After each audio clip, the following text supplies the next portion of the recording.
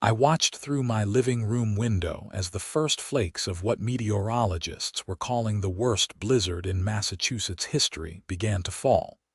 And I had no idea that by tomorrow morning, my nightmare HOA president would destroy her own property with my industrial-grade ice melt and try to blame me for it.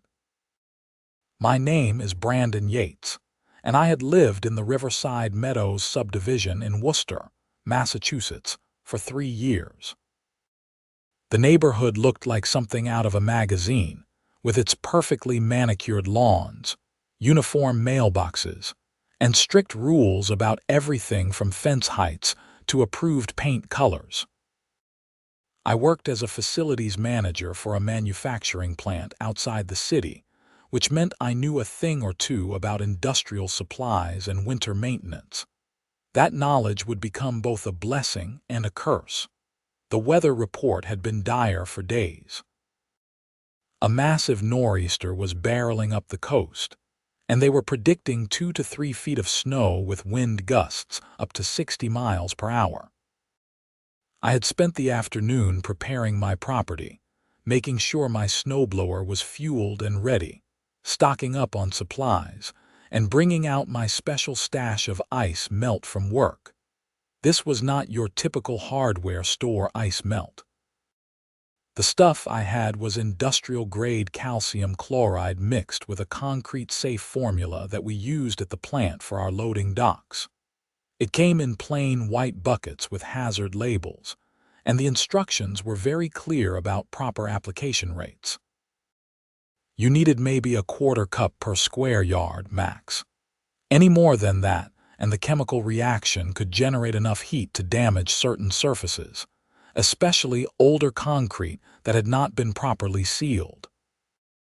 I knew exactly how to use it, which is why I measured it out carefully into a small spreader.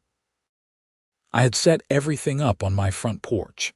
The snowblower in the garage, the shovel by the door, and 3 buckets of the industrial ice melt stacked neatly to the side, partially covered with a tarp to keep them dry. I planned to use maybe half a bucket for my entire driveway and walkway over the course of the storm. That is when I saw her. Brenda Carmichael, HOA president and the bane of my existence. Brenda was 52 years old with the kind of blonde hair that came from a box, and the attitude that came from too much free time, and a need to control everyone around her. She had been HOA president for 7 years, and in my 3 years in the neighborhood, she had cited me for violations at least 15 times. My grass was a 1/4 inch too tall. My garbage cans were visible from the street for 20 minutes past the pickup time. My car was parked 3 inches over my driveway edge onto the common grass. The woman was relentless. She was marching down the sidewalk with her phone out, probably taking pictures of various properties to document violations. Even with a historic blizzard approaching, Brenda could not help herself. I stepped out onto my porch as she approached. "Evening, Brenda. Getting ready for the storm." She looked up at me with that pinched expression she always wore. I am documenting that several homeowners have not properly secured their outdoor items per section 12.4 of the HOA bylaws. Your recycling bin is not flush against your house. "It is in my garage," I said, pointing to my open garage door where the bin was clearly visible, properly stored. She sniffed. "Well, it was not there an hour ago when I drove past. Because I was in the process of putting things away. You know, preparing for the blizzard like a normal person." "There is no need for attitude, Brandon. I am simply doing my job as president to ensure this neighborhood maintains its standards." She glanced at my porch. "What are those buckets?" "Ice melt. For the storm." Her eyes narrowed. "That seems excessive. Are you planning to use all of that?" "I have a large driveway, Brenda. And yes, I want to make sure I am prepared." She took a photo of my porch with her phone. "Just make sure you are not creating runoff onto common areas. That would be a violation of Section 8.2 regarding water and chemical drainage. I bit back my response and went inside. Dealing with Brenda was like arguing with a brick wall that had Karen energy and legal authority over your property. The snow started in earnest around 6 that evening. By the time I went to bed at 11, there was already 8 inches on the ground and it showed no signs of stopping. The wind howled against my windows and I could hear the scrape of snow hitting the siding. I had lived through plenty of New England winters, but this one felt different. More intense, more dangerous. I woke up at 5 in the morning to a world buried in white. The snow had not stopped. If anything, it had gotten worse. I could barely see my mailbox through the whiteout conditions, and the drifts against my garage door were easily 3 feet high. The power was still on, which was a miracle, and I immediately checked the weather report. They were now saying 36 inches in some areas, with another 12 possible before the storm moved out that afternoon. I needed to start clearing my driveway before it became impossible. I bundled up in my heavy coat, boots, hat, and gloves and headed to the garage. That is when I noticed something wrong. The buckets of ice melt on my porch were gone. All 3 of them. I stood there in disbelief, staring at the empty spot where they had been. The tarp was pushed aside, and in the fresh snow I could just make out drag marks leading down my front steps toward the street. Someone had taken my ice melt, during a blizzard, from my property. I knew exactly who it was. I pulled out my phone and called Brenda. It rang 5 times before going to voicemail. "Brenda, this is Brandon Yates. Someone stole the ice melt from my porch last night, and I have a pretty good idea who it was. That stuff is industrial grade and needs to be used carefully. If you took it, you need to read the instructions on the buckets before using it. Call me back immediately." I hung up and tried to push down my anger. Breaking HOA rules was one thing. Stealing from someone's property during an emergency was another entirely. But my immediate concern was whether Brenda understood what she had taken. That ice melt was not something you could just throw around like regular rock salt. Used improperly, it could cause serious problems. I spent the next 2 hours clearing my driveway. The snowblower handled most of it, though the drifts were challenging, and the wind kept blowing snow back into cleared areas. By 7:30, I had my driveway and walkway mostly clear. I used what little ice melt I had left in my garage, a small container of regular stuff I kept as backup, to treat the slippery spots near my front door and the apron where my driveway met the street. The snow was supposed to continue until early afternoon, but the worst of it seemed to be passing. I could actually see across the street now, though visibility was still poor. That is when I saw Brenda's driveway and my stomach dropped. Even from my house, I could see something was wrong. Her driveway looked dark, almost black in spots, and there were white crusty patches everywhere. Steam or vapor was rising from various areas despite the freezing temperature. She had used the ice melt, all of it from the looks of things. I grabbed my phone and called her again. Still no answer. I left another message, more urgent this time. "Brenda, if you use that ice melt on your driveway, you need to stop immediately and rinse it off with water. You used way too much. Call me back." Around 9 in the morning, I heard shouting from across the street. I looked out to see Brenda standing in her driveway, still in her bathrobe and boots, screaming at her husband. I could not make out the words, but her gestures were clear. Something was very wrong with her driveway. My phone rang. It was Brenda. "What did you do?" She shrieked before I could even say hello. "What was in those buckets? My driveway is ruined. There are holes in it, cracks everywhere, and the concrete is disintegrating. Brenda, I left you 2 messages warning you about that ice melt. It is industrial-grade calcium chloride. You can only use a tiny amount, like a quarter cup per square yard. Did you use all 3 buckets? Of course I used it all. There was a blizzard. How was I supposed to know it was industrial grade? You left it sitting on your porch with no warning labels. There were warning labels on every bucket. They are printed right on the side, and you stole them from my property during a blizzard. I did not steal anything. Those buckets were sitting out where anyone could take them. That is abandonment of property, which means they become common area supplies, which means as HOA president I had every right to reallocate them where needed. I could not believe what I was hearing. That is not how property law works, Brenda. You took something from my private porch without permission. That is theft. My driveway is destroyed. Do you have any idea how much it costs to replace a driveway? This is your fault for having dangerous chemicals just sitting around where anyone could access them, on my private property, behind my porch railing, and I warned you twice not to use them or to use them carefully. You ignored my messages. You did not warn me before I used them. Those messages came after, and now I have to pay thousands of dollars to fix this. Her voice got shriller.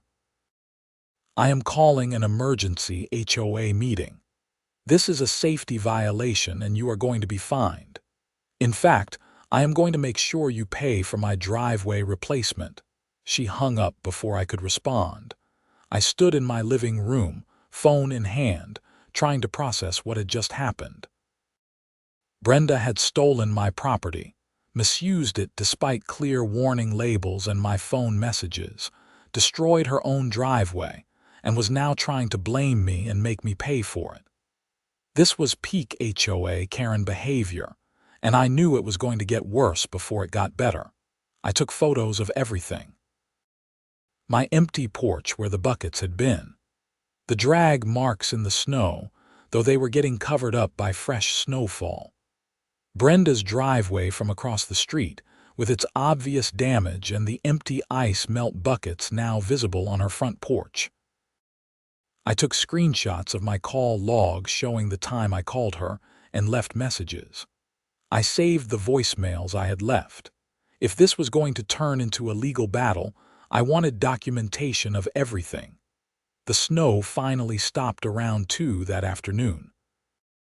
The city had gotten 34 inches total, with drifts in some places reaching 5 or 6 feet. It was one of those storms people would talk about for years. The kind that shut everything down and made national news. I spent the afternoon monitoring the neighborhood Facebook page and email list, waiting for Brenda to make her move. Sure enough, at 4 o'clock, I got an email with the subject line, "Emergency HOA meeting, safety violation." The email, sent to all residents, read, "Homeowners, due to a serious safety incident involving improper storage and handling of hazardous chemicals by a resident, an emergency HOA meeting is being called for tomorrow evening at 7 p.m. at the community center. This matter involves potential liability for the HOA and requires immediate board action. Attendance is mandatory for all board members and strongly encouraged for all residents. Board President Brenda Carmichael." My phone started ringing within minutes. It was my neighbor to the right, Steve Morrison. "Brandon, what is this about? Did something happen?" I filled him in on the whole story. Steve listened, occasionally making sounds of disbelief. "So let me get this straight," Steve said when I finished. "Brenda stole your industrial ice melt, used way too much of it despite warning labels, destroyed her own driveway and is now trying to blame you. That is exactly what happened. And she took it from your porch, your private property?" "Yep, early this morning based on the timing. Probably before the storm got too bad." Steve laughed, but it was not a happy sound. "Man, Brenda has finally gone too far. You know she tried to find me last month because my house numbers were half an inch too small according to her measurements. I had to get an independent surveyor to come out and prove they were exactly the regulation size. I believe it. She has been after me since I moved in. Well, this is theft, plain and simple. Have you called the police? I had not thought about that, honestly. No, not yet. I was not sure if they would consider it worth their time. Brandon, she stole your property. Property that she then misused and is now trying to make you pay for the consequences. You need to file a police report. Even if they do not press charges, you need that documentation. Steve was right. I called the Worcester Police Department non-emergency line and explained the situation. The dispatcher told me an officer would come by when they could, but with the blizzard aftermath, they were dealing with hundreds of calls. I gave them my information and settled in to wait. The officer did not arrive until almost 7 that evening. Officer Lisa Martinez was a no-nonsense woman in her mid-30s who took detailed notes as I walked her through everything. So you are saying the HOA president came onto your property during the blizzard and took 3 buckets of industrial-grade ice melt without your permission, she repeated, reviewing her notes. Correct. I have photos of where the buckets were, the drag marks in the snow, and the buckets are now visible on her porch across the street. I also have phone records showing I called and left her messages warning her about proper use of the product, which she ignored. Officer Martinez looked across the street at Brenda's house. Even in the evening darkness, the damage to her driveway was visible under her porch lights. The concrete had developed significant cracks and pitting, with some areas looking almost corroded. And she is now claiming you are responsible for the damage to her driveway. She is planning to call an HOA meeting tomorrow to find me and try to make me pay for the repairs. She sent an email to the entire neighborhood about it. The officer asked to see the email and I showed her on my phone. She took more notes. Mr. Yates, this is technically theft.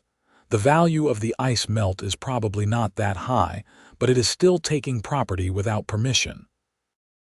The bigger issue here is the subsequent damage and her attempts to hold you financially responsible. Do you want to press charges? I thought about it. Part of me just wanted this to go away. But another part of me, the part that had dealt with Brenda's harassment for 3 years, knew that if I did not stand my ground now, she would never stop. Yes, I said. I want to press charges for theft. Officer Martinez nodded. I will need to speak with Mrs. Carmichael as well. Can you show me exactly where the buckets were on your porch and where they are now on hers? We walked through everything. I showed her my porch, pointed out Brenda's house and the visible buckets on her porch, and gave her all the documentation I had collected. She took photos of everything and said she would go speak with Brenda. I watched from my window as Officer Martinez crossed the street and knocked on Brenda's door. Even from a distance, I could see the conversation getting heated. Brenda's arms were waving around, and at one point she pointed dramatically at my house. The conversation lasted about 15 minutes before Officer Martinez handed Brenda something that looked like a card or paper and left. My phone rang almost immediately. It was Brenda, and she was screaming before I even got the phone to my ear. You called the police on me. Are you insane? I am the HOA president. I was doing my job ensuring the neighborhood was safe during a blizzard by stealing from my property. I did not steal anything. Those chemicals were improperly stored and posed a safety risk, which gave me authority under HOA emergency provisions to secure them. That is not a real thing, Brenda. You stole from me. The police agree. That officer gave me a citation. Do you know how this looks? I am a respected member of this community. I have been president of this HOA for 7 years without a single complaint. I could not help but laugh at that. without a single complaint. Brenda, people complain about you constantly. They just do it behind your back because you fine anyone who questions you. This is not over. The HOA meeting is still happening tomorrow, and you are going to be held accountable for the damage you caused. I do not care what the police say." She hung up. I immediately forwarded all my documentation to my lawyer. I had retained a real estate attorney when I first bought my house, specifically because I knew HOAs could be problematic. His name was Richard Chen, and he was exactly the kind of sharp, thorough lawyer you wanted in your corner. Richard called me back within an hour of receiving my email. "Brandon, this is pretty cut and dry. She stole your property, misused it, and is now trying to make you liable for her own negligence. The HOA has no authority to fine you for this, and they certainly cannot make you pay for her driveway. She is calling an emergency meeting tomorrow night. What should I do? Go to the meeting. Bring all your documentation. Let her make her accusations on the record with witnesses present. Record the meeting if Massachusetts allows it, which it does as a one-party consent state. Let her dig her own grave, then we will respond with a formal cease and desist and potentially a countersuit for harassment. You think it will go that far with someone like this? Probably. But the law is entirely on your side. She committed theft. She ignored safety warnings. She damaged her own property through misuse. And now she is trying to abuse her position in the HOA to retaliate against you. If she pushes this, we can not only get it dismissed, but potentially have her removed as HOA president and sue her personally for harassment and abuse of authority." That made me feel better. I spent the evening preparing for the meeting, organizing all my documentation and charging my phone so I could record everything. The next day was spent digging out from the storm. The city plows had come through overnight, but everyone still had to clear their driveways and sidewalks. I saw Brenda outside several times, staring at her damaged driveway with her arms crossed. The morning sunlight made the damage even more obvious. The concrete was severely pitted and cracked, with white chemical burns in multiple places. She had probably dumped cup after cup of the industrial ice melt all over her driveway, not understanding that just a sprinkle would have been enough. Several neighbors stopped by my house during the day to ask what had happened. Word had spread quickly, as it always did in subdivisions like this. Most people were sympathetic to me. A few even shared their own nightmare stories about Brenda. My neighbor to the left, Patricia Dunbar, told me Brenda had once tried to fine her for having the wrong shade of white on her window trim. Patricia had to get paint samples color matched to prove they were the exact approved color. Another neighbor, Mike Torres, said Brenda had threatened to put a lien on his house because his lawn had clover in it, which she claimed was a weed infestation. He had to hire a lawn care company to certify that clover was a normal part of healthy grass ecosystems. The stories went on and on. By the time evening rolled around and people started heading to the community center for the meeting, I realized I was not alone in my frustration with Brenda. She had been terrorizing this neighborhood for years, and maybe this incident would finally be the breaking point. The community center was packed. In all my time living in Riverside Meadows, I had never seen this many people at an HOA meeting. Usually, these things drew maybe 10 or 15 residents. Tonight, there had to be 50 or 60 people crammed into the small meeting room. Brenda sat at the front table with the other board members. Vice President Dorothy Walsh, Secretary Tim Bradford, and Treasurer Karen Simmons. Yes, another Karen, though she was actually nice and had voted against several of Brenda's more ridiculous proposals in the past. Brenda called the meeting to order at exactly 7 o'clock. "Thank you all for coming on such short notice. We have a serious matter to address tonight involving a safety violation and property damage caused by improper storage and handling of hazardous materials. I had my phone recording in my jacket pocket. Everything she said was being documented.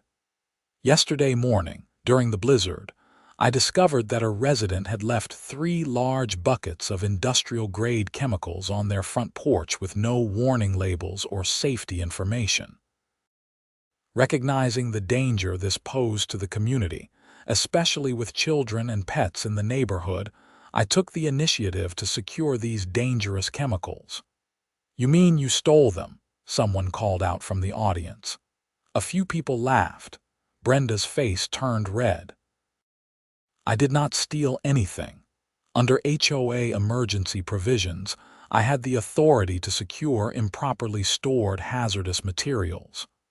I raised my hand.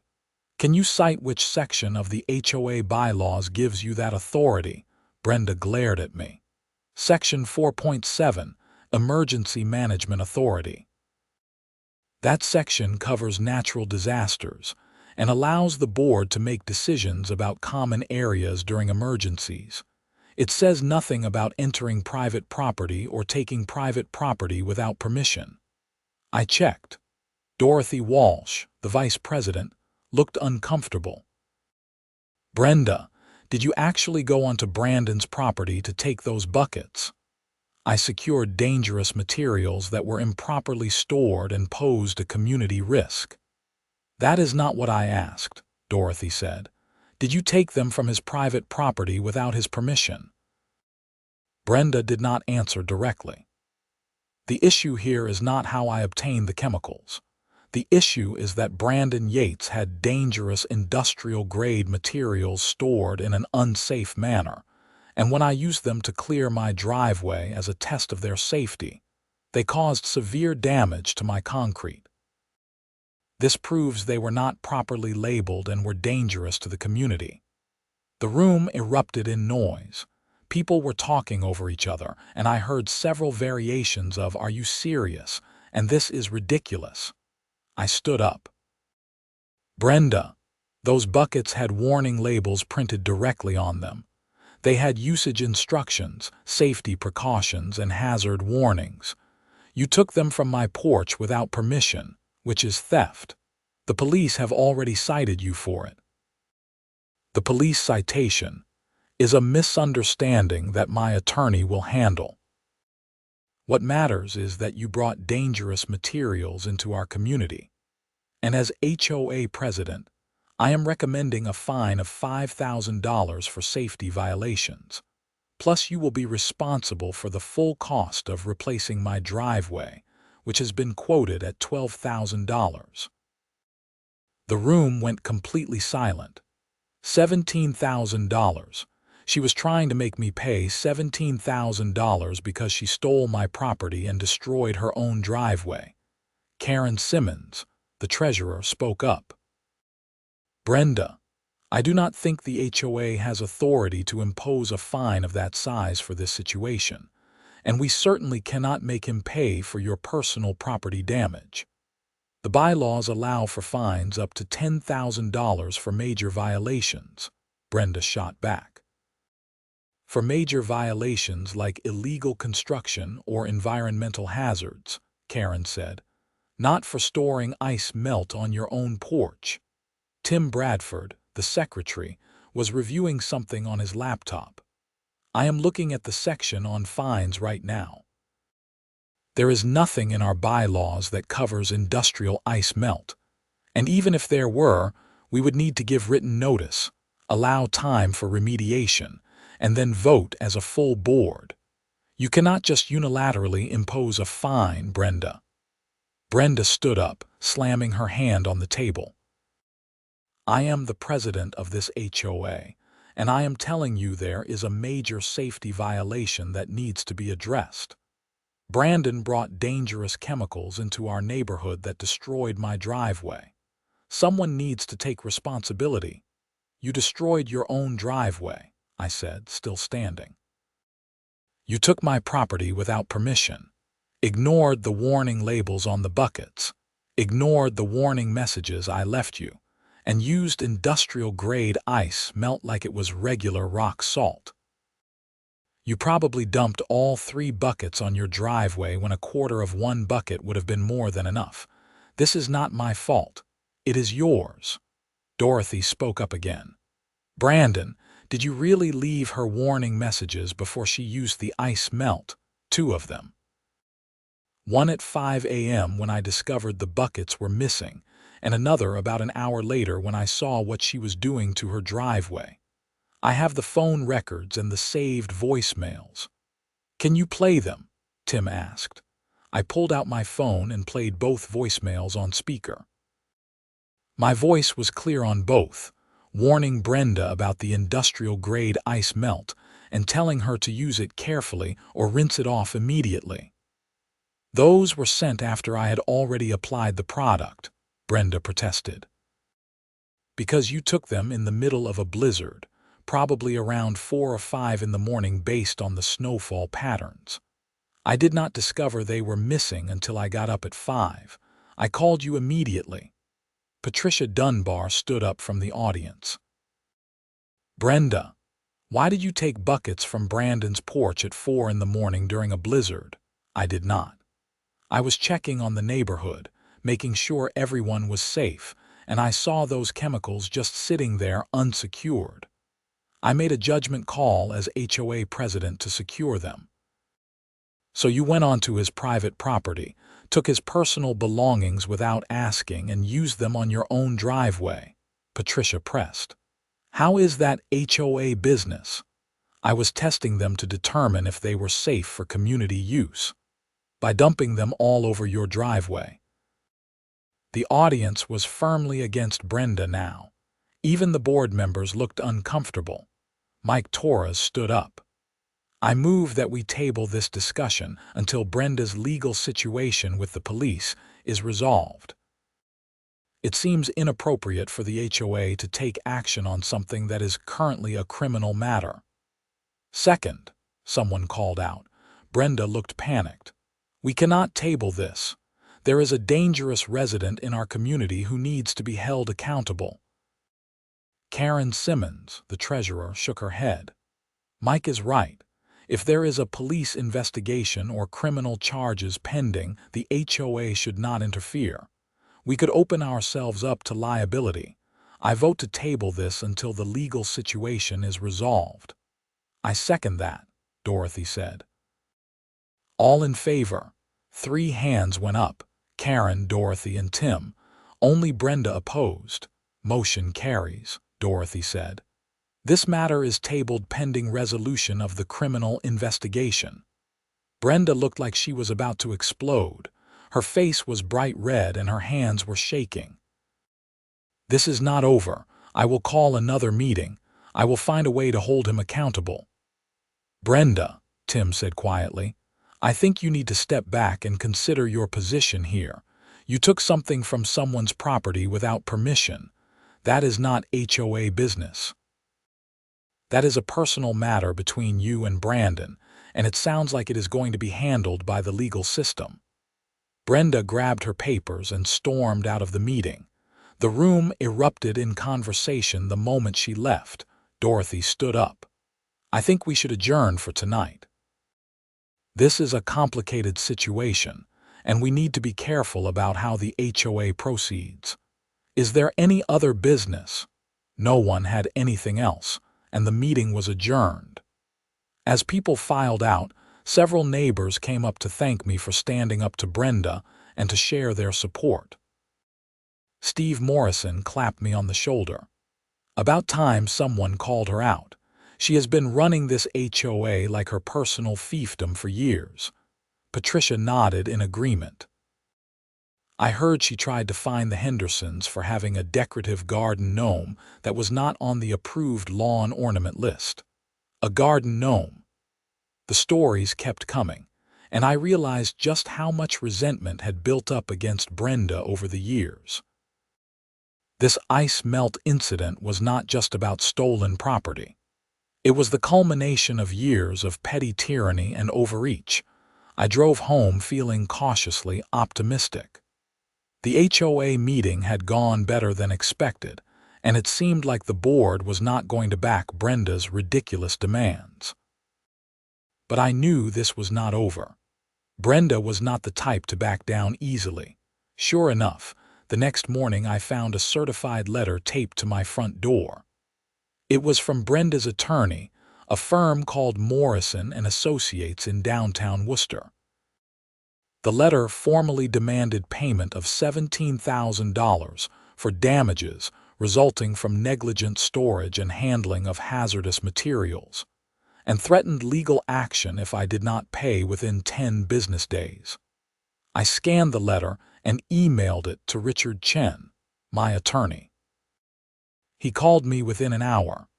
"This is laughable," Richard said. "Her attorney is either not very good or was not given all the facts. There is no legal basis for this demand.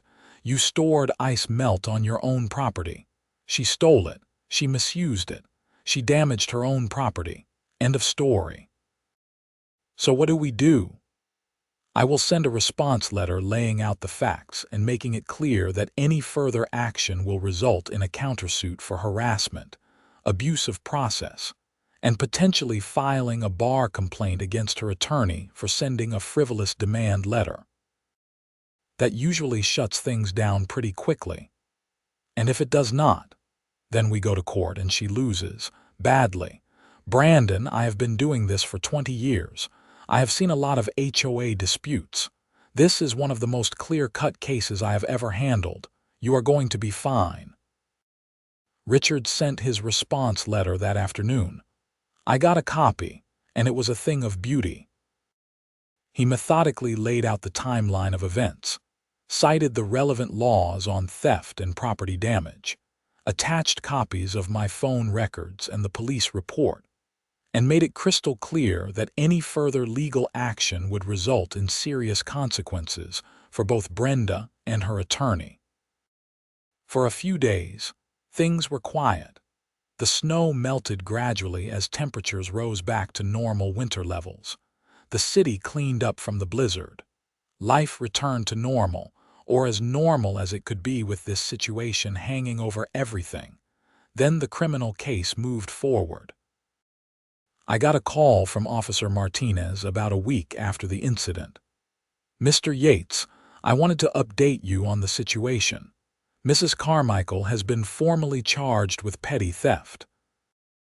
The value of the stolen ice melt was determined to be approximately $800 based on the wholesale price of industrial calcium chloride.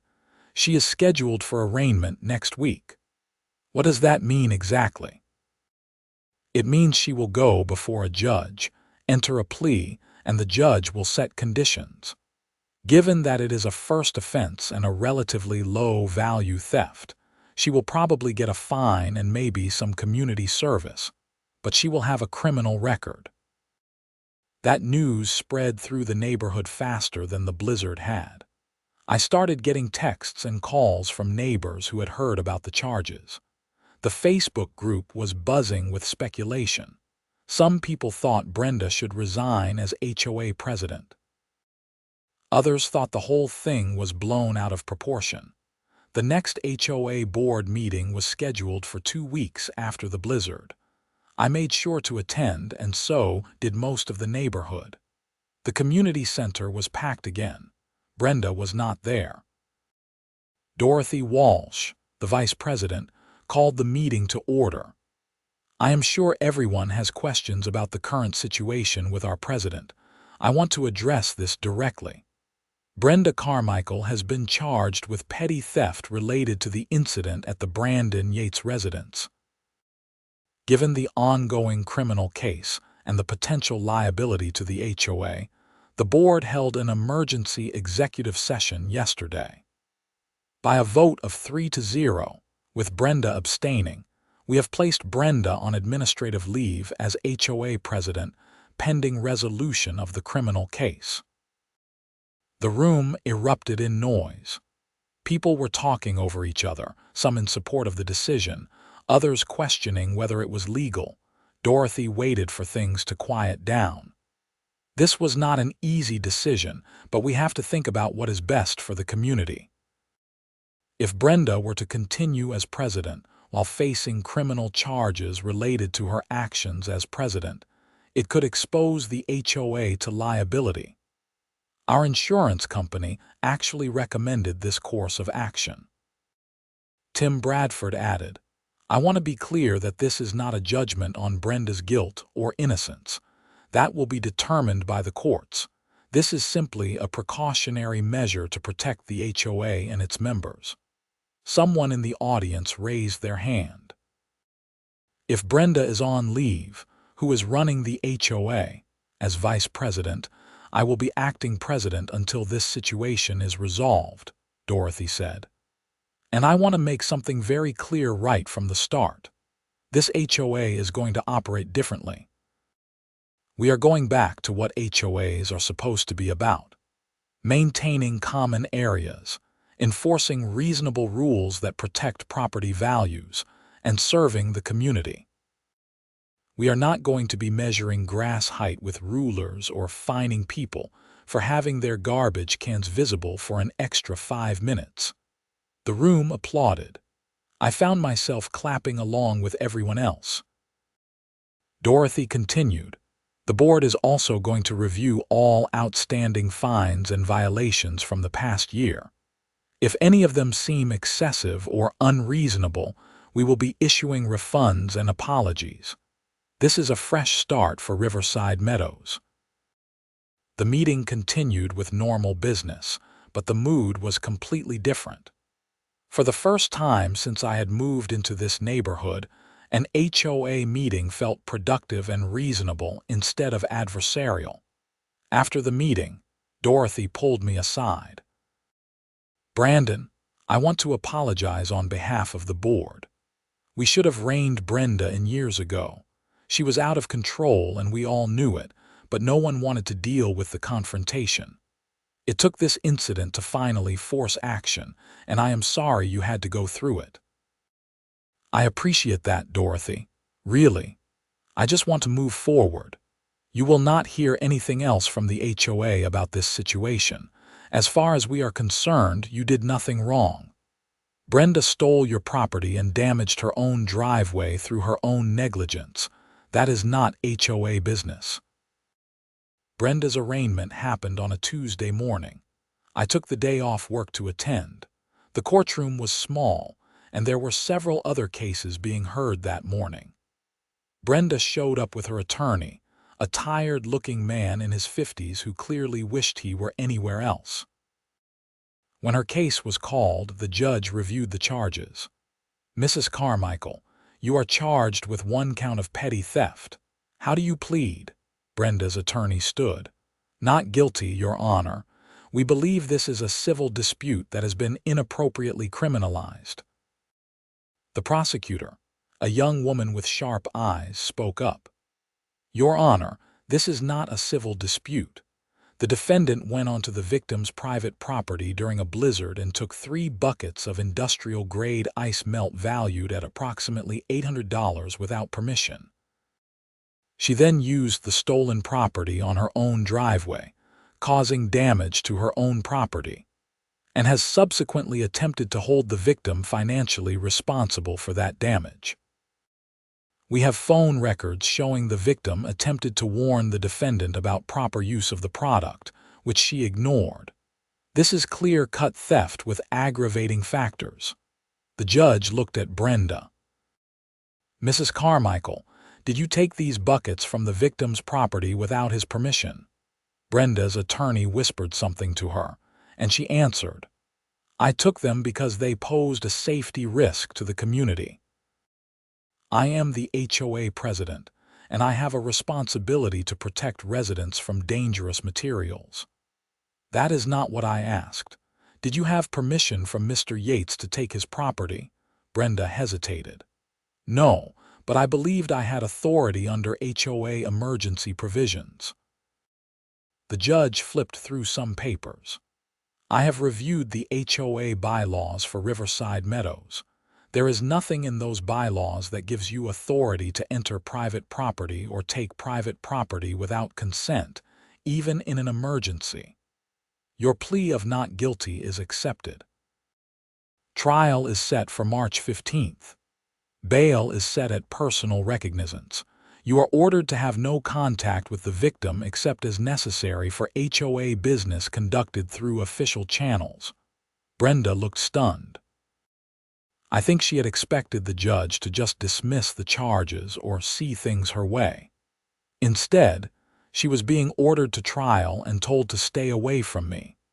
As we left the courtroom, I overheard Brenda's attorney saying something about considering a plea deal. She was shaking her head, still insisting she had done nothing wrong. The next month was relatively quiet. Dorothy ran the HOA competently and fairly. Several people thanked her for the new approach. The neighborhood Facebook page, which had previously been full of complaints and arguments, became much more positive. I focused on work and tried to put the whole situation behind me. Richard Chen kept me updated on the legal proceedings. Brenda's attorney had reached out about settling the criminal case, but the prosecutor was not interested unless Brenda pleaded guilty and accepted responsibility. Then, in early March, things took another turn. I came home from work one afternoon to find several people gathered in front of Brenda's house. Her driveway, which had been damaged by the ice melt, was now completely torn up. A concrete removal crew was jackhammering the old concrete and hauling it away. Steve Morrison walked over when he saw me pull in. "Did you hear? Brenda's insurance denied her claim for the driveway damage." "Really?" "Yeah. Apparently they determined it was the result of misuse of a product against labeled instructions, which is not covered.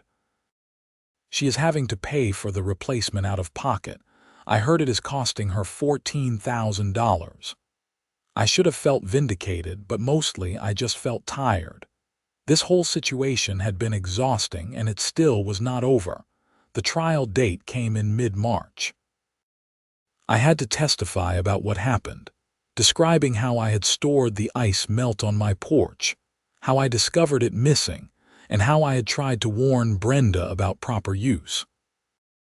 The prosecutor introduced the phone records, the police report, photos of both driveways, and the warning labels from the ice melt buckets. Brenda's attorney tried to argue that she had acted in good faith to protect the community, but it fell flat. The judge was not impressed. After both sides rested, the judge took less than 10 minutes to reach a verdict. "I find the defendant guilty of petty theft. Mrs. Carmichael, you took property that did not belong to you without permission. Your position as HOA president does not give you authority to enter private property or take private property. The victim made reasonable efforts to warn you about the proper use of the product you stole, which you ignored. The damage to your driveway is the direct result of your own actions and negligence. You are sentenced to 90 days in jail, suspended, 2 years probation, 300 hours of community service, restitution to the victim for the value of the stolen property in the amount of $800, and a $1,000 fine. You are also ordered to resign from your position as HOA president immediately." Brenda started crying. Her attorney put his hand on her shoulder, but she shrugged it off and rushed out of the courtroom. The prosecutor came over to me afterward. "Justice served. Sorry you had to go through all this over some ice melt. Thank you for taking it seriously. Property is property. Position does not give someone the right to steal. I hope your HOA is better off without her." It was. Dorothy became the permanent HOA president in a special election held that April. She ran unopposed. Under her leadership, the HOA became what it should have been all along. A reasonable organization focused on maintaining common areas and protecting property values without micromanaging every aspect of residents' lives. Brenda's house went up for sale in May. I heard through the neighborhood grapevine that she and her husband were divorcing, and neither wanted to stay in Riverside Meadows after everything that had happened. The new driveway looked good, at least. Smooth concrete, properly sealed, no cracks or pitting. It would be a selling point for whoever bought the place. I ran into her one last time before she moved out. I was checking my mail when she pulled up in a moving truck. She got out and stood there for a moment, looking at me across the street. "I hope you are happy," she called out. "You destroyed my life over some ice melt." I could have stayed quiet. I could have just gone inside. But 3 years of harassment and stress had to come out somehow. "Brenda, I did not destroy your life. You did that yourself. You stole from me, ignored safety warnings, destroyed your own property, tried to blame me for it, and used your position as HOA president to harass and retaliate against me. All I did was stand up for myself and let the legal system work. If your life is destroyed, it is because of your own choices."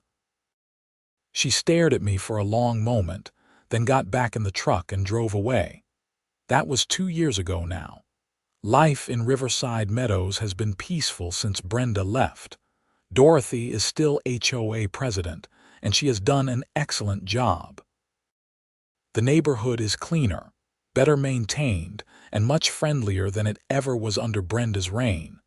I still keep a bucket of industrial ice melt in my garage. Regular stuff now, though, not the industrial grade.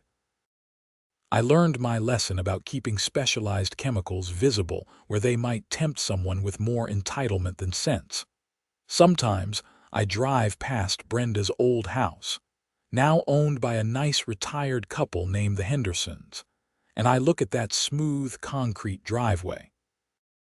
It is a monument to the dangers of HOA overreach, and what happens when people in minor positions of authority let that power go to their heads. The story made the rounds at HOA conferences and neighborhood association meetings across Massachusetts. I got contacted by a few local news stations wanting to do stories about it, but I declined. The attention had been enough. I just wanted to live my life in peace. Richard Chen told me the case became a teaching example in some law school discussions about HOA authority and property rights. Apparently, there is now something called the Riverside Meadows precedent that lawyers cite when discussing the limits of HOA emergency powers. I found that both amusing and deeply weird. The irony of the whole situation never quite left me. If Brenda had just left my property alone, none of this would have happened. Her driveway would still be intact. She would still be HOA president. She would still be married and living in her house. Instead, her need to control everything and everyone around her, combined with her inability to admit when she was wrong, cost her everything. The ice melt buckets themselves became something of a legend in the neighborhood. At a Halloween party last year, someone showed up dressed as a bucket of industrial calcium chloride with warning labels all over their costume. It got the biggest laugh of the night. I sometimes wonder what Brenda is doing now. I heard she moved to Florida, maybe trying to start fresh somewhere where no one knew about the ice melt incident. I hope she learned something from the experience, but I doubt it. People like that rarely change. They just find new places to exercise their need for control. For me, the whole experience taught me something important about standing up for yourself. For 3 years, I had put up with Brenda's harassment and excessive enforcement because it seemed easier than fighting back. It was not until she crossed a clear legal line that I finally pushed back, and I wished I had done it sooner. Other neighbors told me they felt the same way. Patricia said she had considered selling her house just to get away from Brenda's constant harassment. Mike Torres said he had actually put his house on the market at one point, but took it off when Brenda was removed as president. The neighborhood is genuinely better now. We have monthly social events that people actually enjoy attending instead of dreading. The HOA newsletter is informative and friendly instead of being a list of violations and threats. Property values have actually gone up since Dorothy took over, partly because word spread that Riverside Meadows was no longer run by a tyrant. I even got appointed to the Architectural Review Committee last year.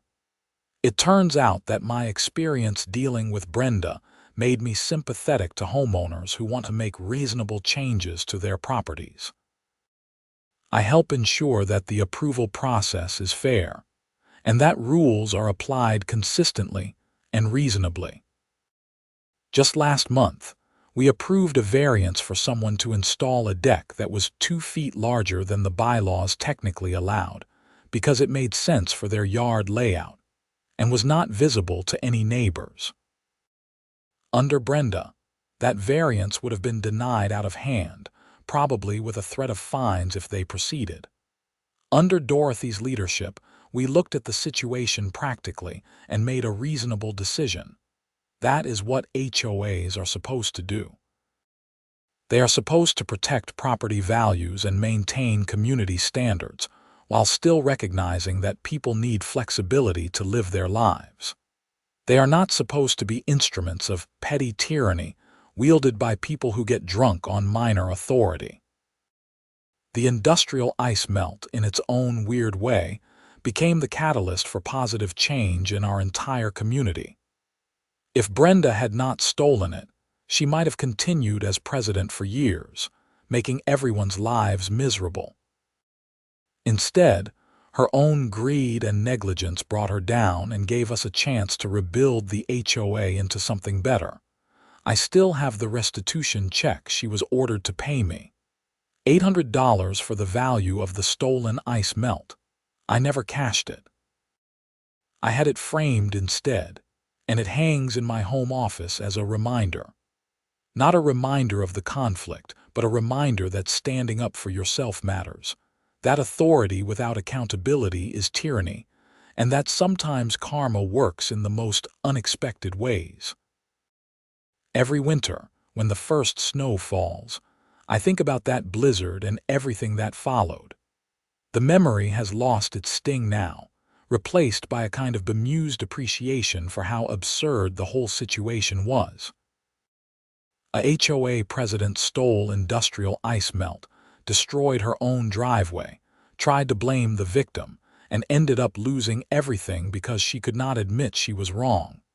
You really cannot make this stuff up. The neighborhood kids sometimes ask me to tell the story of the ice melt incident. It has become local legend, the tale of how their HOA president went from terrorizing the neighborhood to facing criminal charges over 3 buckets of ice melt.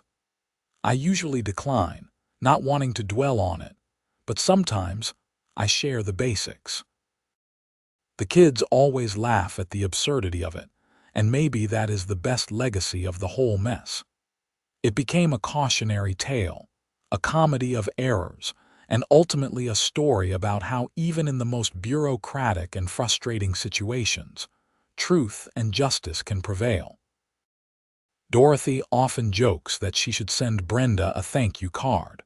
If Brenda had not self-destructed so spectacularly, Dorothy never would have become president, and she has found that she genuinely loves the work when it is done properly. She has turned what was a dreaded position that no one wanted into something meaningful and positive. As for me, I still live in the same house, and I plan to stay for the long term. The neighborhood is genuinely great now, and I have made real friends here. The Halloween party, the summer barbecues, the holiday light displays, all of it feels authentic and community-oriented instead of forced and controlled. My driveway remains intact, properly maintained, and I still clear it myself every winter with my snowblower and a reasonable amount of regular ice melt. I have never had any issues with damage or excessive chemical use, because I follow the instructions and use common sense. Sometimes late at night, when I am looking out at the quiet street, I think about those drag marks in the snow the morning after the blizzard. How such a simple, stupid act of theft set off a chain of events that changed an entire neighborhood. How Brenda's inability to control her impulses and her need to blame others for her own mistakes cost her everything. The truth is, I do not feel good about what happened to Brenda. I did not want her to lose her marriage or have to sell her house or end up with a criminal record. All I wanted was to be left alone to live my life without constant harassment and to be held accountable when she crossed a clear legal line. The system worked. The police took my complaint seriously. The prosecutor pursued the case. The judge made a fair ruling. The HOA board did the right thing by removing her from a position she was abusing. All of those institutions functioned the way they were supposed to, and justice was served. But justice always has a cost. Brenda paid a high price for her actions, higher than I ever intended or wanted. I got my vindication and my peace, but I will always wonder if there could have been a different outcome if she had just been willing to admit she was wrong and make things right instead of doubling down and attacking me. That is the real lesson here, I think. It is not about ice melt or driveways or HOA rules. It is about accountability and the choice we all face when we make mistakes. We can own up to them, apologize, and make things right, or we can deny, deflect, and attack. One path leads to resolution and growth. The other leads to destruction. Brenda chose destruction, and she got exactly what she chose. I chose accountability, documentation, and standing my ground, and I got peace and justice.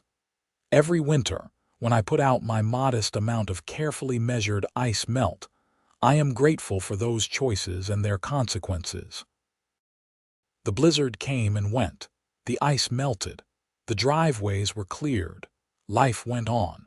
And in the end, our neighborhood became a better place because someone finally stood up and said enough. That is all any of us can do, really. Stand up when it matters. Document everything. Trust the system while being prepared to fight for what is right. And maybe keep your industrial-grade chemicals locked in the garage where entitled HOA presidents cannot steal them during blizzards. The story ends there with a neighborhood at peace, a lesson learned, and 3 empty spaces on my porch where buckets of industrial ice melt once sat. Those empty spaces remind me every day that even the smallest things can have enormous consequences, and that standing up for yourself is never the wrong choice, even when the path is difficult and the outcome uncertain. I never thought ice melt would change my life, but it did. It changed my neighborhood. It probably changed Brenda, though I will never know for sure. And it certainly changed how I think about property rights, community governance, and the importance of reasonable people in positions of authority. So now, when people ask me about my HOA, I smile and tell them it is great, because it is. Thanks to Dorothy's leadership and the hard lesson we all learned about the dangers of unchecked authority, Riverside Meadows is everything a neighborhood should be. And my driveway, properly maintained and carefully treated with appropriate amounts of appropriate ice melt, remains perfect, just the way it should be.